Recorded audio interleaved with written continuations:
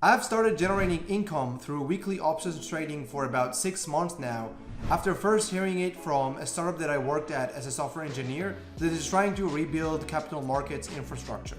One day when hanging out with a friend from there, he exposed me to options and he showed me how he used options trading weekly as another source of income. It sounded a little bit too good to be true, but I decided to give it a try, and indeed, fast forwarding to today, I am generating income virtually passively through options trading, and this is going to be the topic of this video, which will be broken down to 2 parts. First, I will give you a super simple explanation for options and how they work such that you can understand the strategy that I use, and also I'm going to share it.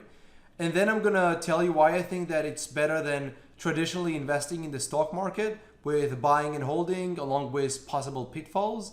And then I will show you how to get started, and just as a hint, it's not going to be with Robinhood, and build yourself virtually a passive way, if I have ever seen one, for building additional cash flow. In the second part, I'll show you exactly how much money I made over the first 6 months of trading options weekly. And finally, I'll do a live demo of my weekly options trading so you can see how I actually do it, which I'll discuss also in this video to some degree when talking about how to get started. Options, simply put, are yet another financial instrument that you can trade. A financial instrument is an asset that you can trade, such as a stock in the case of an equity instrument, or a loan in the case of a debt instrument. And why would anyone want to trade something like a loan or anything other than a stock? Well, it comes down to exactly why people trade stocks in the first place, which is each of these instruments are associated with a risk and a reward. And someone might think that the value is going to go down and they're going to sell, and while someone else thinks that the value is going to go up and they're going to buy.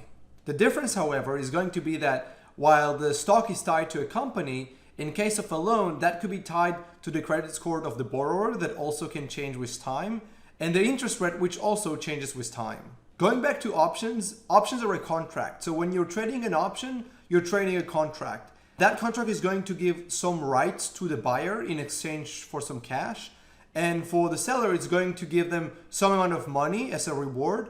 And what they're going to exchange for that is going to be the obligation if the buyer decides to exercise their right. While the symbol or the ticker of a stock is described with only one piece of information, which is the ticker of the company that you're trading its stock, an option is fully described with 4 pieces of information. The first one is the stock that the option is tied to, an expiration date, which is until when the option or contract is valid, a price, and the type of option, which is puts or calls. Now, this option will mean that the buyer has the right but not the obligation, which is why it's called an option, to buy 100 shares, since options are always for 100 shares of Google's stock until this date, for the price of $110. So if I'm the buyer, I will be able to profit if the stock price goes above $110, which then I will exercise the option and will be able to profit from the difference. Lastly, the type of the option, puts or calls, determines what is the right that is given to the buyer of that option. In case of a puts option, the buyer has the right to sell 100 shares of that stock at the given price, which is also called the strike price, and until the date, which is also called the expiration date. For a calls option, the buyer has the right to buy 100 shares of the stock until the expiration date at the strike price. A quick example before we continue. Let's say we have that Google option from before, and that it is January 1st, 2022, and the option expires a week after on January 8th, 2022. The current price of Google stock is $108, and the strike price of the options is $110. So if I'm the buyer of that call option, if the stock price goes above $110, I will exercise the option, and I might make a profit depending on how much the stock price went above $110 and also how much I paid for the premium of the option. And if it doesn't go above $110, I will not be exercising the option and will expire worthless. Now, you might be wondering that if I think that the stock price is going to go up, why just not buy the stock? Well, if I buy the stock, then I hold a position and I will be at a loss if the stock price goes down. While if I have the option, I will just not be exercising the option and I will be at the loss only of the premium that I paid for the option. For a put option, it's going to work the other way around. I'm going to buy the option if I believe that the stock price is going to go down, and then I hold the right to sell the option at the price of the strike price of the option. Remember that all of this is from the perspective of the buyer. If I'm the seller, it means that if I sell a calls option, I will be obliged to sell 100 shares of the stock at the given price until the expiration date if the buyer exercises their right. And if it's a puts option, I will be obliged to buy 100 shares of the stock at the given strike price until the expiration date if the buyer exercises the right. So this is all you need to know to understand what I am doing. So let's jump into that. And after that, I will explain you why I am doing these weekly options trading rather than just saving money and putting it in some index fund. So I sell put options, and I do so for stocks that I'm completely okay with holding for the long term, so that when I get assigned and I eventually end up holding a position of the company, I am not going to panic when that stock is not doing well. So I do that weekly, and when I get assigned, I will start selling a call option for either the same or a higher strike price. And if the price of the stock is falling so much that I cannot sell a call option for the same strike price or higher, then I will just wait, and instead I will keep trading options with the monthly savings that I have on an ongoing basis. This is called the wheel strategy, and I'm doing it the simple way without rolling in options. I just sell puts and calls weekly to generate additional cash.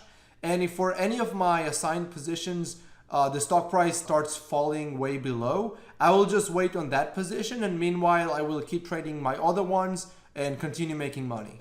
The reason I think this is better, in my personal opinion, than investing long-term in an index fund is first because you make passive income on a weekly recurring basis, and also assuming that the market is not going to crash abruptly without bouncing back, you will be making money whether it goes sideways or up. And even if it crashes in the long term, since you've been in the market for a while, you might still end up profitable from the amount of cash that you made until that market crash happened. And of course, there are risks for doing what I'm doing. The first one is that the stock might tank after selling a large amount of puts option. Statistically speaking, it's inevitable to happen at some point, so diversification and not falling into the risk of ruin is important. You also risk missing on large rewards if there is a big bullish swing. However, this is true to any investing when you diversify. It makes your portfolio safer, but at the price of its performance. I trade using Charles Schwab, not Robinhood, and from my experience using both, if you asked me which one to use, I would have answered you Charles Schwab every single day. That's how I would recommend you get started trading options or anything that requires a stock market broker, and here is why. Charles Schwab is definitely more robust. You can easily see your total profit and profit per share. All the features do have some learning curve, but it is definitely worthwhile. I find it super user-friendly to trade options with. Here's what I do. First, I go to chains, which you will see why it's called like that in a second. I type the stock I want to trade its options, and then you can select the expiration date, the type, and the different strike prices. And then whether you would want to sell, bid, or buy, ask, along with the price per share, and remember that each option will be related to 100 shares. For example, here I sold one puts option with a strike price and an expiration date. After the option's expiration date, it will either be assigned or not. If it's not, I just made money and the entry of the option will go away in my profile.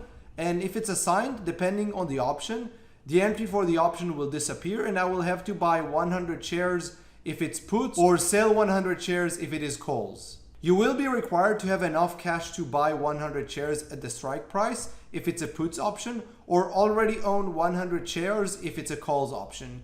This is going to be true at least when you start, because doing it the other way means that you will be trading naked options, which are far more risky, and your broker should not allow you to do that, especially when you're just starting out.